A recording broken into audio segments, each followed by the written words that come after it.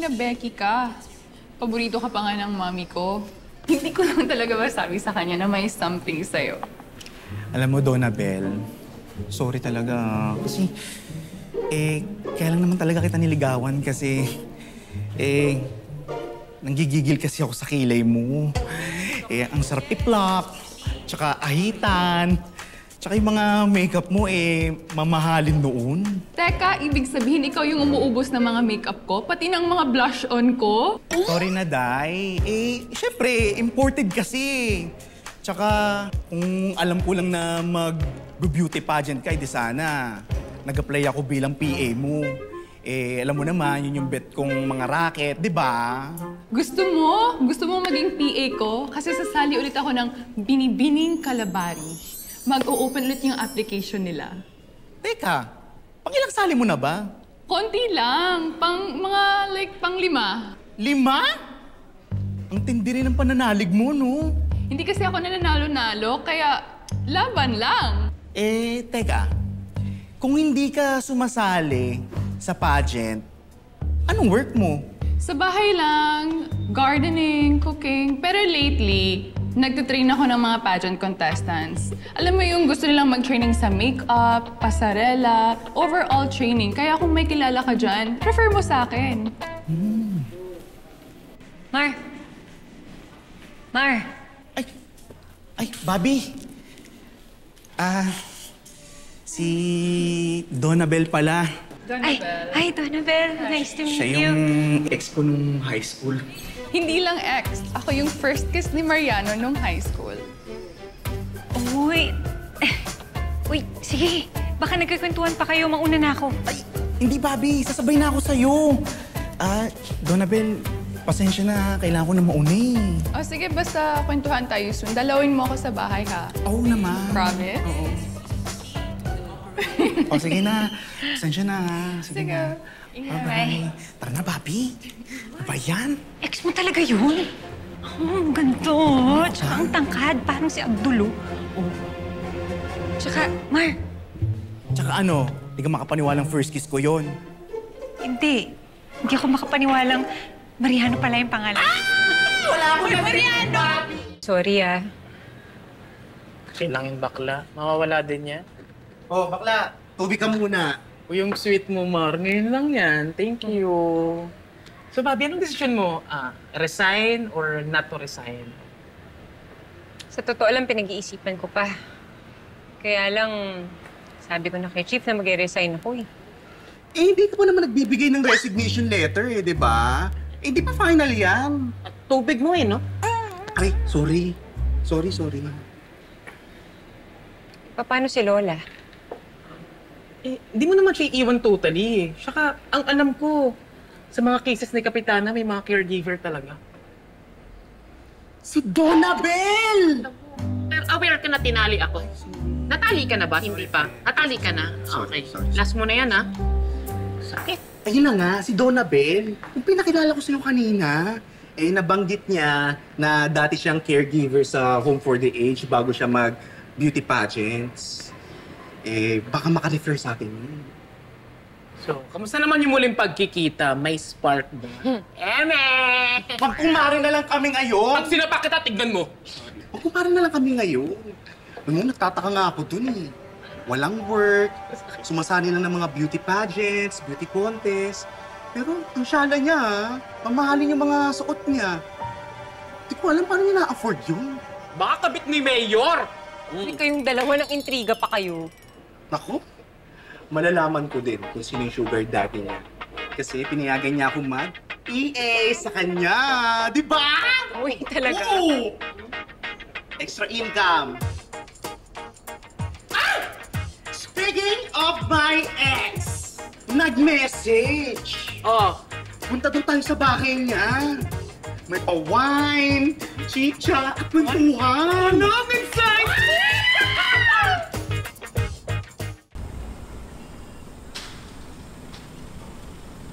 Bakla, ito na yun.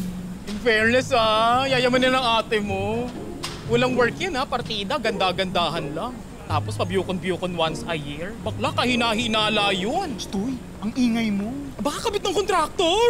Gaga, wala siyang jowa. Baka siya mismo yung kontraktor. Hindi rin. Tara na nga. Ang yaman talaga, no? Oo nga eh. Ay! Bukas yung gate. Siyempre, ina-expect nga tayo nun eh. Tara na. Oo nga, tara na nga. Pwede na yan. Oo. Donabel! Let's party! Donabel! Woohoo! Donabel! Ano ginawa niyo sa kanya? Kaya na siya! Apol, tumawag ka ng polis, dali! Sabihin mo, pinatay nila si Miss Donabel! Hoy! Hoy, sabi mo malay dito! Hindi kami yung kinaya!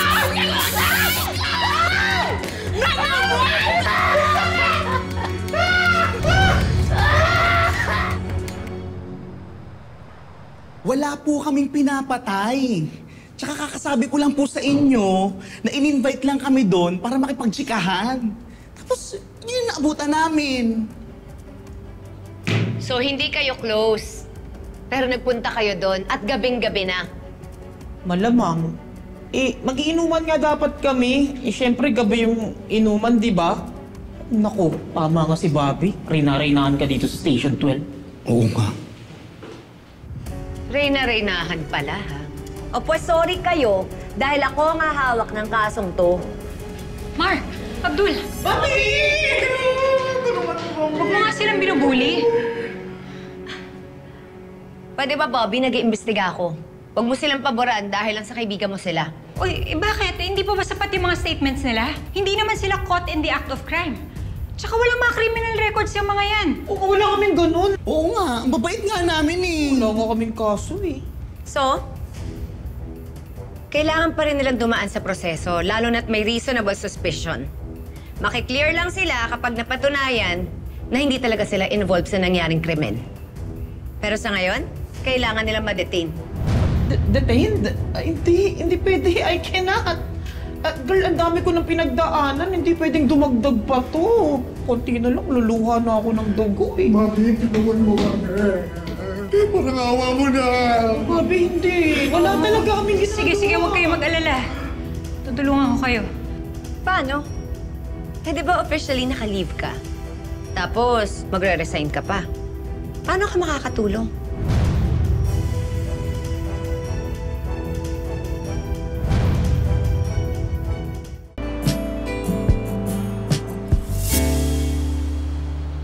Based on my analysis, namatay si Donabel Custodio through strangulation. Pressure was applied directly to the neck by manual force. I also found clear fingerprint impressions on the skin. Negative yung fingerprint ni March at ni Abdul. Kaya ibig sabihin, wala silang kanalaman dito sa kasong to. Check natin yung CCTV. Forward dito sa 9:30 p.m. Makikita nyo, may pumasok na lalaking nakakap. Pinagbuksan ni Donabel ng gate. Eh no, mukhang magkakilala sila. Forward nyo sa 10:15. Yan yung time na nagmamadaling lumabas yung lalaki doon sa bahay. Kamamadali niya, hindi niya nga nasa ring gate, oh. Suspicious na yung kilos ng lalaking to. Forward nyo naman sa 11 p.m. Yun yung time na dumating si March at si Abdul. Ayan, oh. My analysis estimates time of death at 10 p.m. 11 p.m. dumating si March at si Abdul. Mukhang itong unidentified man sa CCTV yung primary suspect natin. Tingnan nyo.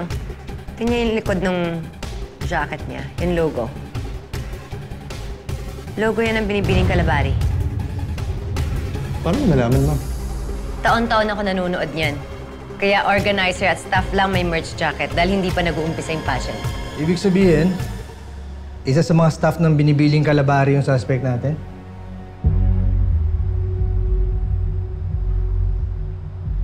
Tonyo, mukhang kailangan natin ng tao sa pageant.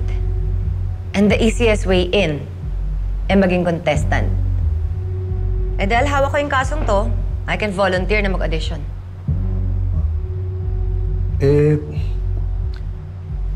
Paano kung hindi ka makapasa? Bakit? Hindi ba ako maganda? Hindi naman sa ganon, Lieutenant Samson. Actually, tama si Lieutenant Conde. kailangan pa ng isa pang sumali. Diba sabi nga nila, more entries, more chances to win. Eh, sino yung isang mag-audition, Doc? Di naman pwedeng ikaw.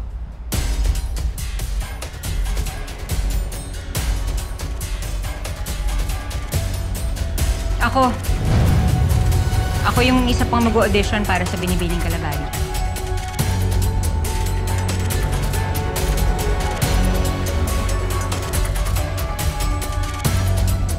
Jasmine, hindi ka na magre-resign?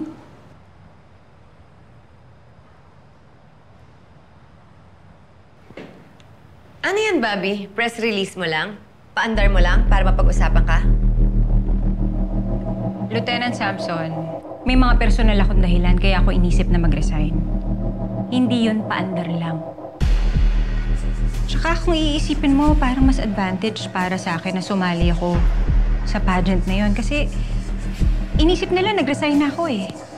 Eh ikaw, mainit ang mata sa'yo ng mga killer dahil alam nila active duty police ka. Problema ko na yun. Pwede ba sa ibang case ka na lang? Eh, dito na ako nilagay ng acting chief natin eh. Umayag siya na isama ako dito sa kaso. Wala na tayong magagawa, Lieutenant Samson. Magtulungan na lang tayo. Huwag kang mag-alala, Lieutenant Samson. Hindi din naman ako masaya na makasama ka. I'm glad you're back, Sergeant Enriquez. Sige, pagplanuhan natin to. Dismiss. Welcome back, Enriquez. Thank you. Noble. Hey, Doc. Thank you, Doc. Bobby, gusto ko malaman mo na masaya ako at hindi ka nag-resign. Huwag niyo sanang isipin na kaya ako bumalik dito dahil sa inyo. Bumalik ako dito para sa mga pangarap ko at para sa lola ko. Alam ko. Masaya pa rin ako.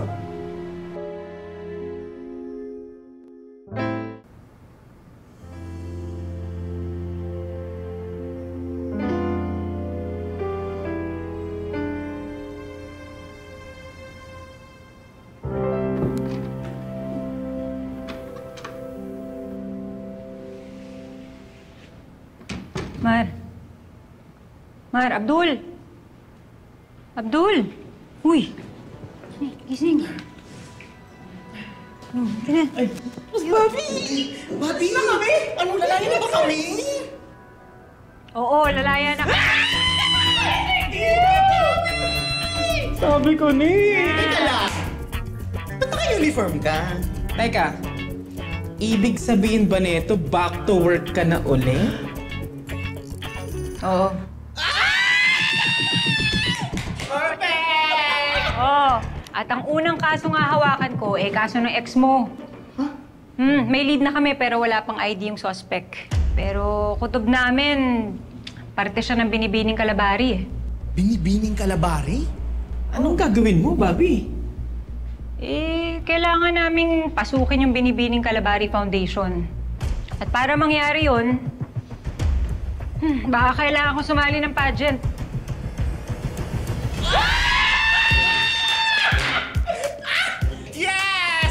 Taray mo, Bobby! Yukunera ka na, Huwag kang mag-alala, Bobby.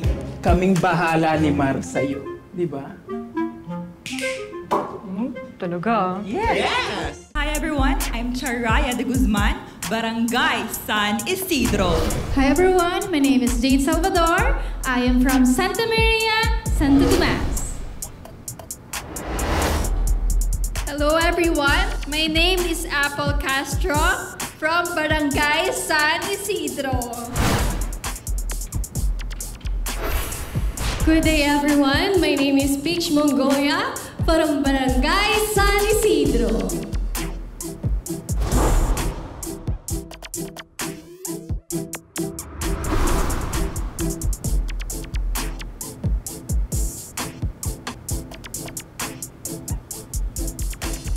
I'm Teresa Legaspi from Barangay San Salvador.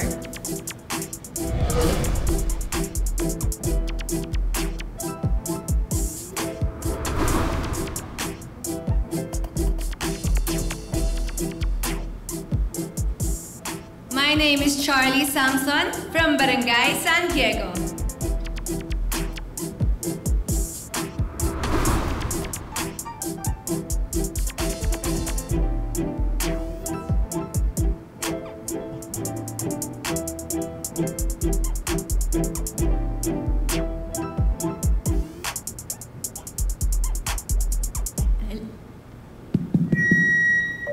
Hello po. Hello? Hi po. Ako si Bobby Enriquez. Thank you po.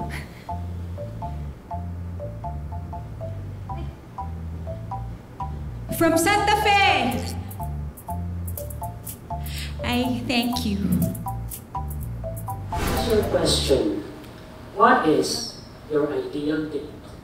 Thank you for that wonderful question. My ideal date is November 11. Para 11-11. Sa kaswerte daw po yun, di ba? Pag 11-11 ang oras, yun ang oras para mag-wish. Saka 11-11, sale daw yun. And thank you! Hi, Isabel. Hello Here's po. your question. Kung meron kang isang wish para sa birthday mo, ano yon? Kung meron man po akong isang wish para sa birthday ko ay sana matupad yung wish ni Miss Cara David nung birthday niya. Kahit wag na po yung akin, yung kanya na lang po. And I thank you! Hi, Tali. Here's your question. Ano ang dream job mo at bakit? Dati po gusto kong maging piloto dahil malaki ang kita. Pero ngayon, contractor ng mga tulay at government projects, mas madali palang yumaman. And I thank you! Hi, Bobby. Hello po. So here's your question. Kung isang ulam lang ang pwede mong kainin for the rest of your life, ano yun? Sinigang. Bakit? Ha? Bakit? Kailangan pong i-explain.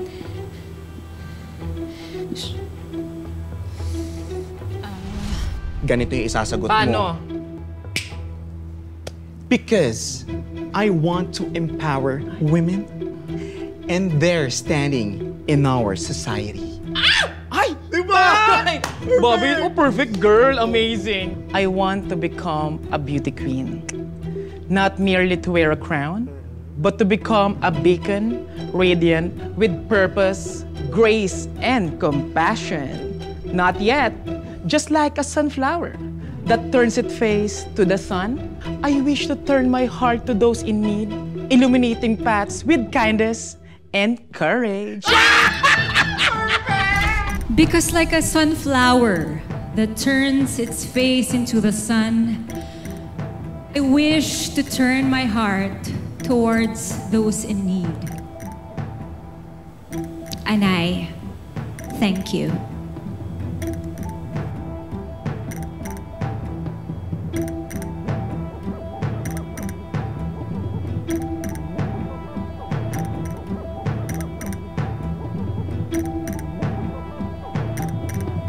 Excuse me po, pwede hong ulitin yung sagot ko?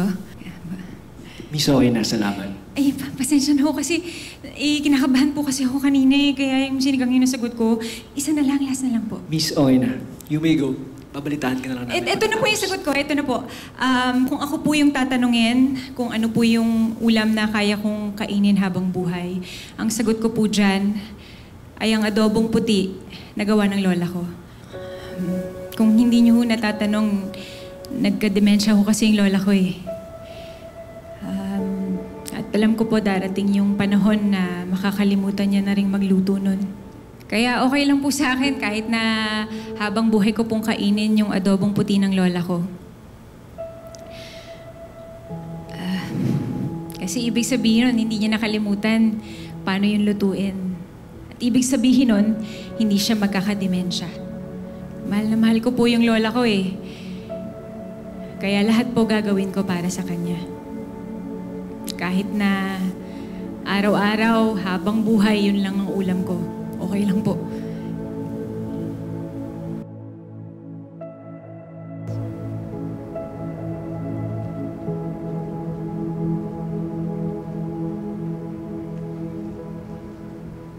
Ay,